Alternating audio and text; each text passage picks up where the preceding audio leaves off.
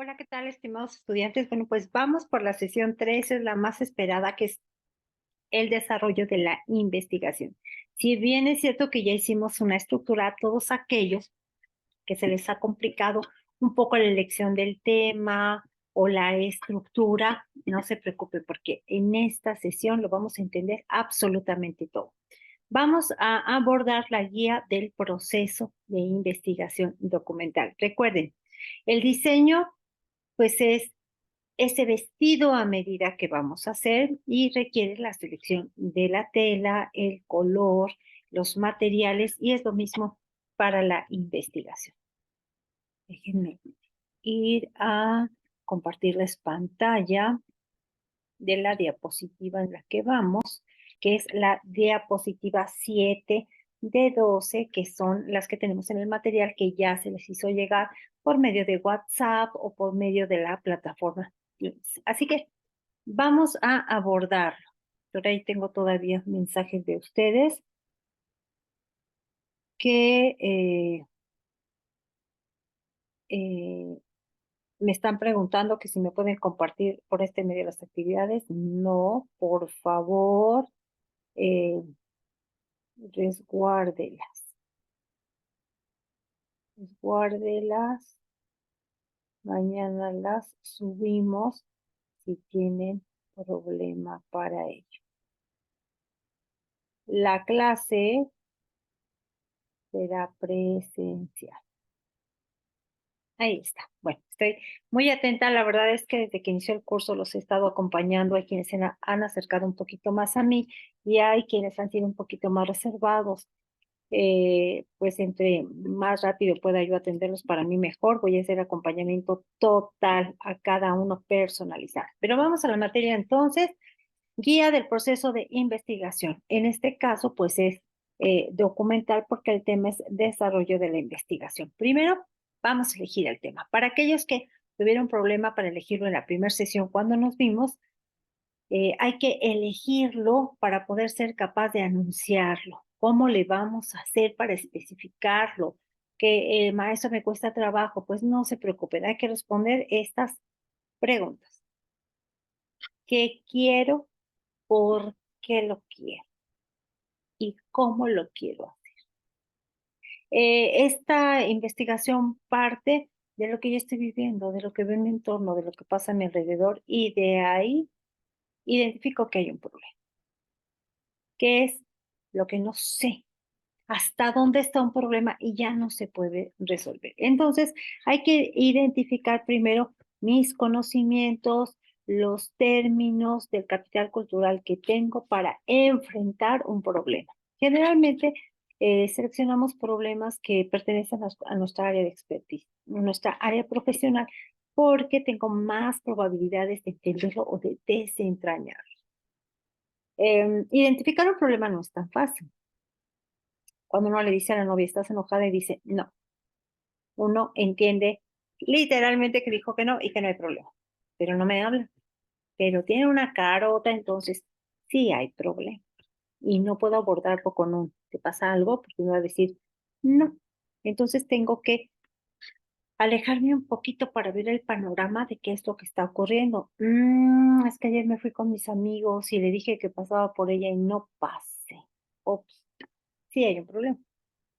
Y el problema no es que le cae gordo ahorita verme o lo que estoy comiendo o el lugar al que fuimos, aun cuando tengo una mala actitud, el problema no se va a solucionar cambiando el escenario, sino acudir a la raíz. Entonces, para identificar, para poner en práctica del problema, tengo que observar qué es todo lo que está sucediendo.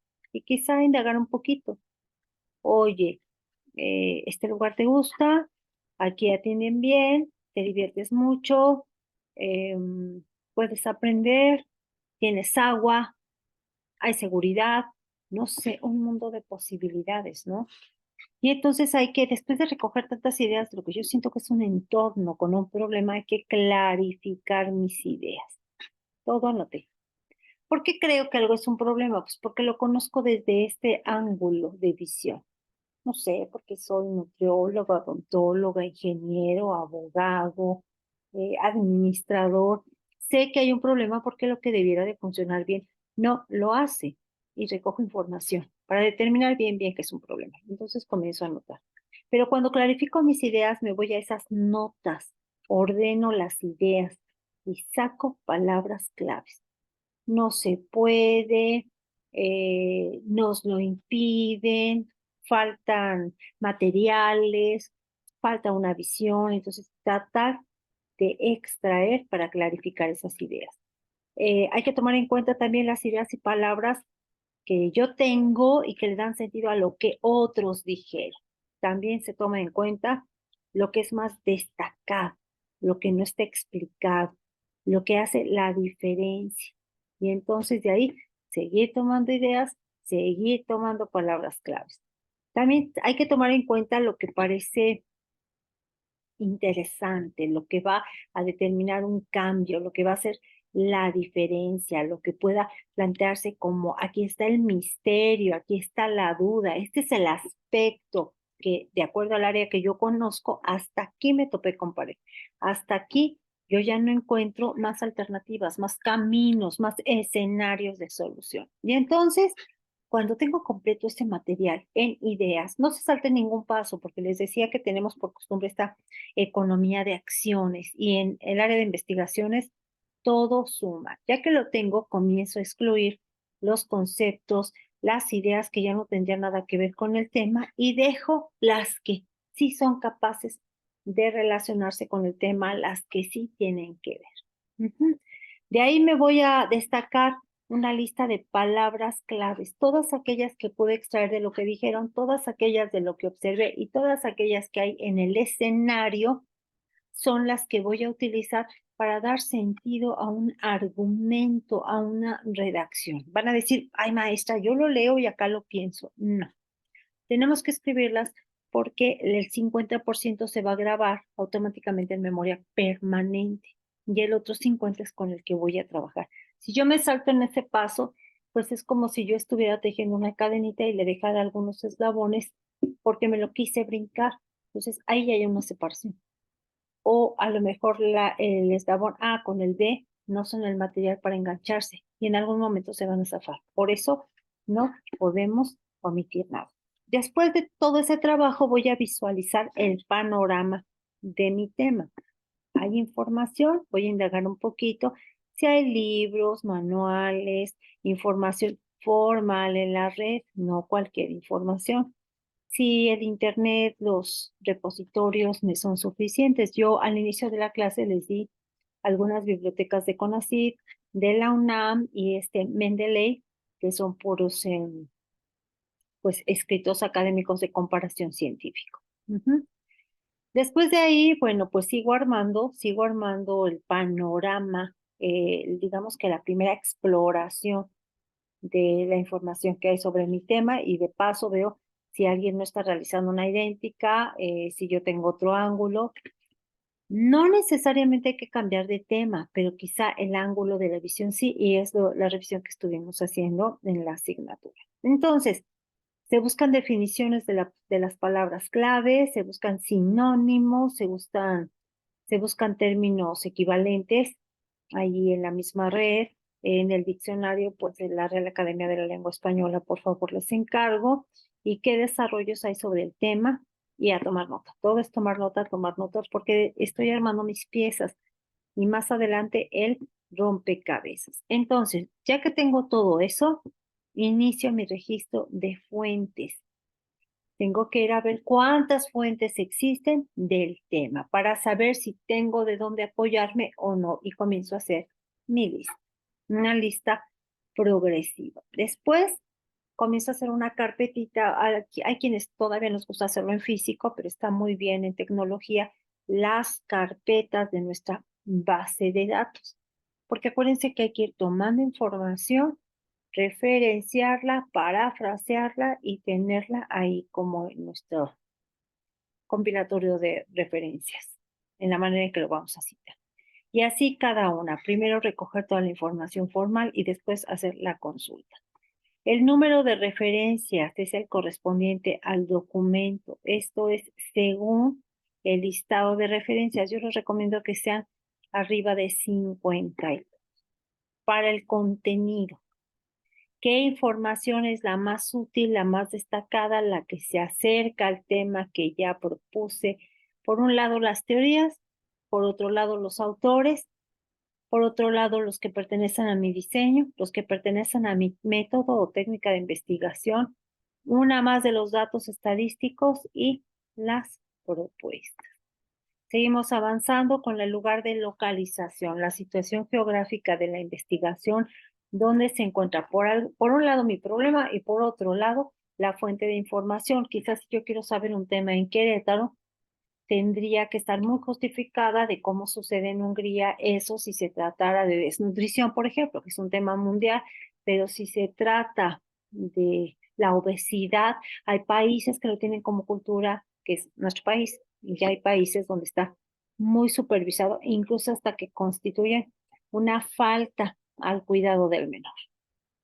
Entonces, revisar todo eso, este lugar de localización. La palabra clave. Yo siempre les sugiero que todos los documentos trabajen con palabras claves. Si se dieron cuenta, cuando tuvimos la primera sesión, yo les decía, a ver, vamos a definir ciencia o tecnología o difusión o todos nuestros temas, ¿no? Y nos íbamos paso a paso. Primero yo daba un concepto, ustedes anotaban las palabras y generaban sus propios conceptos, que aun cuando era su visión, cabía dentro de los lineamientos de la directriz del concepto, no se perdía la idea, ¿sí? Es por eso que se identifican como los parámetros, las guías hacia dónde nos vamos a dirigir. Bueno, ya tengo por un lado mi tema, que es el problema. Después, ¿cuál es el problema en sí? ¿Es el que yo vi o hay algo más a profundidad? Después, ¿cómo quiero construir el concepto? Es muy probable que el título cambie en redacción, pero no en esencia. Entonces, en este momento, como lo hicimos en la primera sesión, quienes aún faltan, hay que voltear a nuestro alrededor y ver que hay un problema. ¿Cuál es el problema? Maestra, identifico este problema rápidamente en WhatsApp y la maestra les va a hacer algunas preguntas o que ustedes se pueden hacer, el por qué sucede, cómo sucede, cuándo sucede, dónde sucede, para que ustedes puedan realmente ver si es un problema o es una conducta cultural o a qué se está refiriendo. Ujú. Bueno, entonces, a partir de ahí, yo ya puedo considerar que tengo localizado más o menos el tema. Y entonces voy a tratar de hacer un argumento especulativo. ¿Por qué creo que se está sucediendo lo que sucede? Yo les di unos visores filosóficos que me gustaría que abordara para que no digan, es que yo veo que no ser católico te puede picar las muelas. Entonces, pues no es un objetivo. A cuando yo les diga, pruébame lo que estás diciendo, no lo van a poder probar.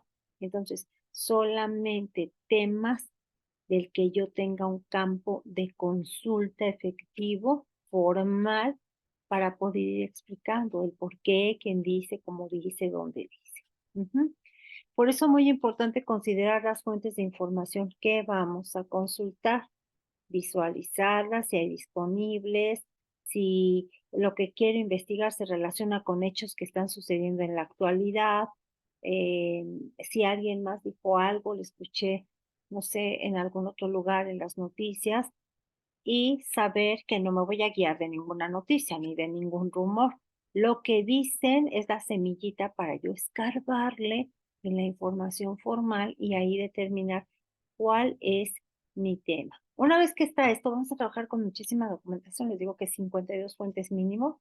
Hay que clasificar estos documentos en función de la importancia del problema a investigar, de lo que quiero que forme primeras investigaciones como eh, marco teórico o los últimos resultados más recientes de ese tema, que sería el estado de la cuestión, hacia dónde quiero llevar y los voy a ordenar según sea indispensable, según tenga acceso, según yo voy realizando esta investigación. Una vez que selecciono los documentos que me parece que son pertinentes y hago a un ladito los que no lo son, prefiriendo siempre, recuerden, la calidad que la cantidad. Y entonces ahora sí, ya estoy lista, le voy a dar una atención especial a la evaluación del contenido de información. Hasta ahí solo tengo mi tema, tengo el panorama general que sería como una introducción, tengo la hipótesis que es de especulación de lo que yo creo que sería la respuesta, pero no la tengo comprobada, y a partir de ahí trabajo con toda la información. Antes de querer traer un libro y escribir y traer otro libro y escribir, yo les sugiero que primero se hagan de todos los recursos, de todas las fuentes, y además que las clasifiquen, cuáles podrían ser para desarrollo, cuáles podrían ser para introducción y cuáles me podrían apoyar en mis conclusiones. Hasta entonces, solo tengo los documentos. Y otra, no, a mí me lo explicaban así como, trae tus documentos antiguos y trae los nuevos. Ese es marco teórico y ese es estado del arte. No, no, no, no, esa explicación no me gusta nada. Marco teórico cuando inicia la investigación del tema, las primeras investigaciones, los fundamentos y las raíces. Y estado, que ya no es del arte, es el estado de la cuestión, hasta lo último que se dijo de ese tema. Por eso es lo más reciente, pero no quiero que lo vean con parámetros de tiempo, quiero que lo vean con parámetros de resultados. Una vez que ya lo tengo, también es importante determinar los límites de mi tema, porque de repente me dicen, es que yo quiero estudiar por qué las mujeres embarazadas que tienen antojos, que son solteras, que son jóvenes, deciden tener un hijo. Entonces, los parámetros son muy amplios. No voy a acabar nunca la investigación tiene que ser objetiva y puntual. Por eso voy a determinar qué quiero saber de las mujeres embarazadas. Si se adelantan los partos, nada más es un tema. Si después tienen la depresión postparto, ese nada más es otro tema. Si las mujeres se embarazan en un rango de 14 a 16 años, un rango muy cerrado. Entonces, tengo que ser muy específica en los temas que yo quiero abordar. De lo contrario, se me va a salir de control. Entonces, hay que delimitar el problema o la idea de investigación. ¿Cómo puedo hacerlo? Pues hay unas claves muy sencillas que les voy a dar, que son 4. La primera, de todo el problema, ¿cuál es el más relevante o cuál es el que yo considero? No que puede solucionar lo demás, sino que debe ser estudiado. Otro, de esos temas, ¿de cuál voy a tener más acceso a información? 3, de acuerdo a los recursos con los que cuento, la experiencia, el conocimiento, el tiempo, el dinero, los materiales, el principal es si es de mi área. ¿No? Yo soy abogada y a lo mejor no quise entender mucho qué pasa con el nervio radicular en los premolares para los pies inquietos, que es un tema que es de investigación y que probablemente lo podría hacer, pero tengo mucho desconocimiento porque esa no es mi área de expertise. Y por último, si estoy más cerca del tema, voy a generar más cerca, más atenta. Si es el tema que yo quiero generar, realmente voy a dar un aporte de avance de ciencia y tecnología, o solamente va a ser una anécdota y hay un dato curioso para la gente, porque la investigación trata de aportar. De datos curiosos, pues igual no tenemos necesidad más que de una información formal de revisión. Leer aquí, leer allá, pero los instrumentos muy pocos. Ok, una vez que está eso, me voy a plantear objetivos. Esta parte es muy importante. ¿Qué conocimientos pretendo exponer como resultado de mi investigación? Investigar, comparar, describir, explicar, cuantificar, evaluar, diseñar. Todo esto es lo que yo me planteo en los objetivos. Y entonces formulo una respuesta así como tentativa, como tipo hipótesis a esa pregunta o a esa idea de investigación. Y a partir de aquí es la idea central de mi trabajo. Es la que resuma todo lo que quiero hacer, por dónde lo quiero hacer, cómo lo quiero hacer y hasta dónde es que yo deseo llegar. Hasta aquí. En los temas, en las ligas, déjenme hacerlo un poquito más grande para que lo vean. Aquí está. La investigación básica, por dónde comenzamos. Después, esta investigación puede ser aplicada, la puedo llevar en algún escenario. Respecto a la tipología de investigación, ¿qué tipo de investigación va a ser? Y si puedo fusionarla o combinarla, si puede ser mixta. Muy puntualmente el concepto de la hipótesis que yo específicamente hablé en la clase 1, ahorita les di otro concepto y nuevamente vuelvo a repetirlo. Es la especulación de la solución o la respuesta a mi problema. Las fuentes y formulaciones de la hipótesis tienen que ver con fuentes formales de primera mano, estudios académicos y yo diría que del estado del arte. El concepto y variable, esas ya son variables de respuesta que vamos a ver para la siguiente, pues son temas como ya de estadísticas. Y la definición de variable independiente y dependiente. Si la variable depende de que se cumplan determinadas condiciones o si la variable por sí sola puede subsistir y presentarse. Y entonces si vamos a medir variables, ustedes como académicos deben saber que en estadística nosotros tenemos como máxima el 70%. No existe el 100%. Nadie es 100% fiel, nadie es 100% experto, ninguna cura es 100% efectiva, ninguna alternativa funciona así impecablemente porque hay muchos otros aspectos en el contexto que juegan un papel para que las variables funcionen. Si A más B, entonces es C, pero si A más B menos 1, entonces ahí ya hubo una modificación. Como académicos lo sabemos, no existen los 100%, hasta el 70% es nuestra máxima, porque si no, no daremos cabida a todas esas excepciones que surgen porque se conjuntan otras variables, otras expectativas, otros elementos. Y es así como nosotros terminamos con la sesión 3, con esta estructura, con este desarrollo de la investigación. Cómo me voy a ir paso a paso. Muy importante para aquellos que todavía tenían por ahí un tema con la investigación. Permítanme un segundo. Los voy a ir atendiendo. Ya me están llegando aquí todos sus comentarios y mensajes. Los atiendo. Las preguntas en el chat general. Y si quieren un acompañamiento personal, estoy ahorita ya con 3 de sus compañeros, todos los que se sumen para trabajar de manera completamente individual a sus dudas, a sus preguntas o al seguimiento de su trabajo. Bueno, pues por mi parte es todo. Seguimos trabajando. Muchas gracias. Vamos por la sesión 4.